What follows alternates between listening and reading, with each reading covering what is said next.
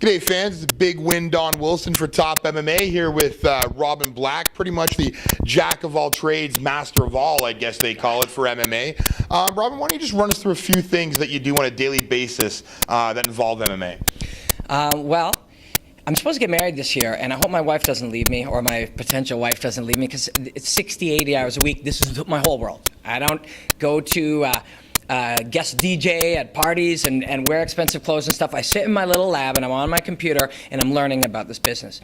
And I love it. I absolutely love it. I work for the Fight Network. That's my main gig. There's awesome people over there. The network is growing. We're getting better and better shows, especially Canadian stuff. And the Fight Network's going to do big stuff this year. The Score Fighting series brings me in to work the shows. I do the backroom interviews. Love that, man. When you get to talk to a fighter before or after one of the biggest moments of his life. You know, it's this passionate, crazy moment. So I love that kind of work. What else? So I'm a manager and agent now. My business partner called it Black and Associates, which is weird. I don't really want my name. I mean, I'm proud of it, yeah. But people have this idea that I'm like arrogant to begin with, and I've tried to fight it all the time. And then he names the company Black and Associates. But we have some great fighters: Alex Ricci, Igor Caetano, Albert Chang, Lenny Wheeler, Matt McGrath is working with us now, and a ton of other guys, Vanya, all these great young fighters, and a few new guys that we're looking for fights. So day to day, I'm looking for fights for them. We've had fights in Ringside and CFC and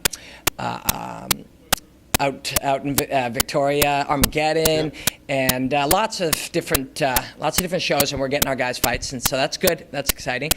And then I'm about to fight at Rec MMA, and you know, I'm a preparation junkie. Like, I like to outwork everybody, but it's tough when you're this immersed in all the other stuff. Well, when you're constantly doing everything, do you ever feel that one of your, whether it be the commentating, whether it be the managing or the fighting, take a back seat to another? You mentioned commentating. That's actually my favorite of all of the gigs. Like, to sit with John Ramdeen, who's like one of my closest friends and a genius, and he loves the sport, and he's really, really good at media, MMA, everything. I get to sit in a room and call fights with that guy. Like, that's the coolest gig in the world. But yeah, you know, it's hard. They're all MMA related, and they all have some connection to media. So I can spend my time just learning more about MMA and learning more about media, understanding interviews and understanding, you know, the whole picture of how media works as you're learning, and you're doing great. It's not just shoving a mic in someone's face, you know. But yeah, the thing that's suffered is kind of my health. Like, I'm having a harder time preparing for a fight now. My age and being a workaholic and stuff, it's tough. So this could be my last fight, you know. Well, speaking of that, you know, if this is your last fight, what have you taken away, not from just working on the outside of the cage, but working on the inside of the cage? What have you taken away for you from this sport? Well, I learned a lot, but I think the biggest thing that I learned, like, I honestly, my manager, Marc-Andre, and myself, when we started, you know, we knew I worked really hard, and we knew I was a studying machine who just would try to learn everything. We actually believed that at 39 years old, I could go really far as a fighter. And no matter how hard I worked and how much I studied, we quickly realized that that wasn't the case. The sport is way too evolved. Guys are way too good. A regular guy like myself, training really hard and trying his best to learn anything, you know, if I can be a 500 fighter or win one above 500, I would feel like that's a huge accomplishment, because regular guys, this sport has passed us by. Like, to come in and be a champion or to try to be the highest level, we can't do it. This is a sport for elite athletes now. And I learned that the hard way, and I was willing to learn that. And in doing so, I learned a lot about fights. I learned a lot about the sport, and I fell further in love with it, and I learned how to call fights. And now I know what to ask a guy, too. I mean, I've been punched in the face really, really hard, and I know how my brain is scrambled right after. And I know I better keep it real simple if I'm doing that post-fight interview. Well, yeah, you're definitely very, very good at the post-fight interviews, and you're always on point with your questions, which is one thing that I know fans just love.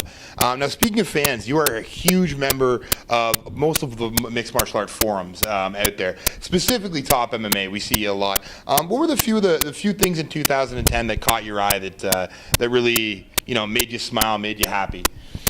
Yeah, I'm immersed in it. I mean, if people see me on boards and on doing stuff with the Fight Network and all these kinds of things, it's because I don't have anything else in my life. I have a beautiful fiance and a little goofy dog, And that's about it. And I'm hoping this year, if I'm done fighting, to try to be a little more well-rounded human being. But yeah, I'm on all that stuff a lot. And the TJ Coletti thread, that's probably the greatest entertainment of the year.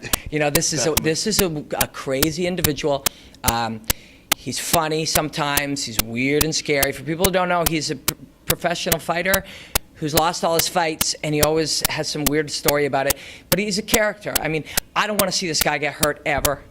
I don't know whether he should be fighting, but man, is he funny. It was definitely something that got you up in the morning and put you to bed at night. You were always following that.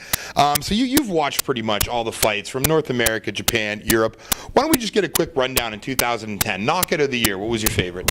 Man, that's a tough one. Like, knockout of the year. You know, I watched so much MMA. There was a Marlon Sandro knockout, like a left hook knockout that was just so vicious. I think he had 2 this year. And man, he just lost, which was really surprising because it really was. It really was. Yeah. That was one of my favorite knockouts. It was the left hook Marlon Sandro, 15, 20 seconds, and the man was just unloading viciously. So many good fights this year. What about fight of the year? What would you definitely put your candidate up there as fight of the year? There was, you know, just in the last few months, there was a ton. Mark Hominick and Yves Jabouin was pretty unbelievable. Absolute classic. Mark Hominick's one of my favorite fighters ever. I don't say that a lot because I've had the chance to train with him and a little bit, and you know, I see him around. I don't want him to think I'm a fan, but I'm a big fan. You know, the guy's a great fighter, and that's a weird thing sometimes. Actually, it's like I am the biggest fan. But I also, like yourself, you know, we have to interview people and do the business, so we have to find a way to be big fans, but also be professional. Well, yeah, not be fanboys at the same time. And sometimes it is hard, you know, going back, 8 years ago, watching Hominick joining it with Hayoki there was the one that put Hayoki over as being one of the best featherweights in the world. Let's just end this off. We're going on a tangent here. January 28th, you're taking on Mike Riley. Maybe your last fight. How do you see it going down, and will you be happy to leave the cage as a fighter after this fight? I would fight forever if I could. Like, if I was 26 years old, I'd be thinking about the next 15 years of fighting and how maybe I could get a lot better and the areas I could improve and mental training and all that stuff. But I'm 41, and I'm a bit of a workaholic in all these other areas now. Like, I started as a fighter, but then I started falling in love with all these other little things. And, I'm getting married, and my body's breaking down pretty badly. Like, I like to train twice a day for 8 weeks, and it's tough. So it could be my last fight for sure. If I get a cool opportunity in Toronto or some wild fight, you never know. But it could very well could be. Hey man, win or lose, I'm going to be proud. I don't know if people will spend a lot of time saying, that's that guy who used to wear nail polish and makeup, he sucks. If they do, you know, there's not much I can do about it. But I intend to go in there, really lay it on this guy. You know, it's not about him, this fight, it's about me. I don't care what he does. I want to do what I do well and perform really well, win, thank everybody. And then if I don't fight again, I got great fighters to manage. I'm fortunate, I love my media gigs. And, I'll be kicking around Canadian MMA, and hopefully people have started to accept that I'm here. Yeah. So you have to start dyeing the gray blue at that point, right? All right. Once again, this has been 2 MMA fanboys, Don Wilson, Robin Black, Top MMA. Thank you so much.